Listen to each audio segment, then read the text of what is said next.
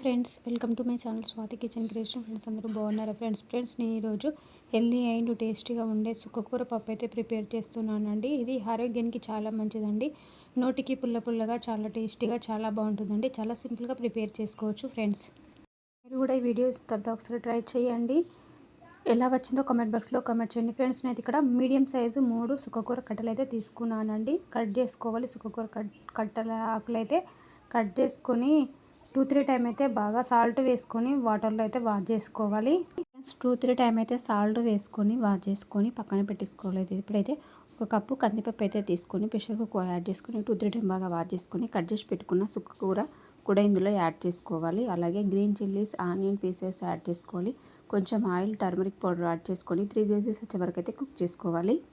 ఇదైతే ఆరోగ్యానికి చాలా మంచిదండి. పుల్ల పుల్లగా నోటికి చాలా బాగుంటుందండి. నోరు టేస్ట్గా లేనప్పుడు సుక్కకూర పప్పు అయితే ప్రిపేర్ చేసుకోండి ఫ్రెండ్స్. పప్పు అయితే కుక్ అయిపోయిందండి.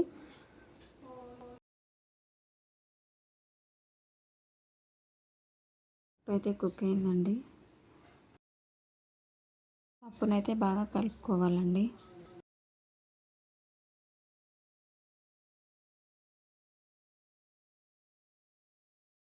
మీరు కూడా ఈ వీడియోస్ తర్వాత ఒకసారి ట్రై చేయండి. స్కిప్ చేయకుండా చివరి వరకు చూడండి ఫ్రెండ్స్. ఎలా వచ్చిందో కామెంట్ బాక్స్లో కామెంట్ చేయండి ఫ్రెండ్స్.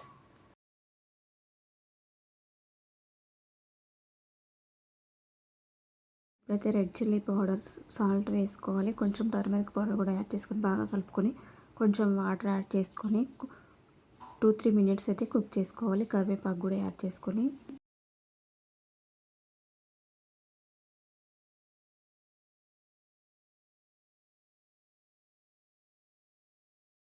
పప్పు వేడి రైస్లోకైనా చపాతీలోకైనా చాలా బాగుంటుందండి. చాలా సింపుల్గా ప్రిపేర్ చేసుకోవచ్చు.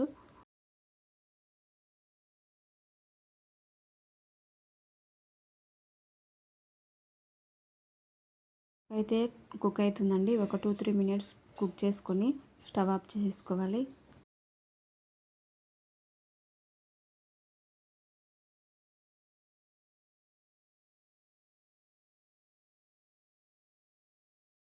అయితే తాలింపు కోసం స్టవ్ వెలిగించుకొని ప్యాన్ పెట్టుకొని 2 టేబుల్ స్పూన్ల ఆయిల్ అయితే యాడ్ చేసుకోవాలి.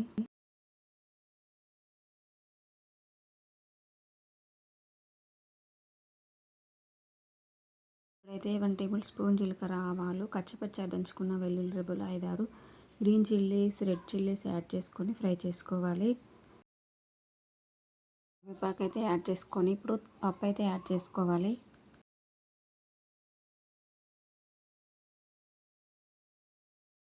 కలుపుకొని ఒక 2 మినిట్స్ అయితే కుక్ చేసుకోవాలి. టేస్టీ చుక్కకూర పప్పు అయితే రెడీ అయిపోయింది ఫ్రెండ్స్. ఈ కర్రీ వేడి రైస్లోకైనా చపాతీలోకైనా చాలా బాగుంటుందండి. పుల్లగా నోరు రుచిగా లేనప్పుడు ఇలా చుక్కకూర పప్పుతో చేసుకోండి, చాలా బాగుంటుంది ఫ్రెండ్స్. ఇది ఆరోగ్యానికి కూడా చాలా మంచిదండి ఫ్రెండ్స్. మీరు కూడా ఈ వీడియోస్ తర్వాత ఒకసారి ట్రై చేయండి. ఎలా వచ్చిందో కామెంట్ బాక్స్లో కామెంట్ చేయండి ఫ్రెండ్స్.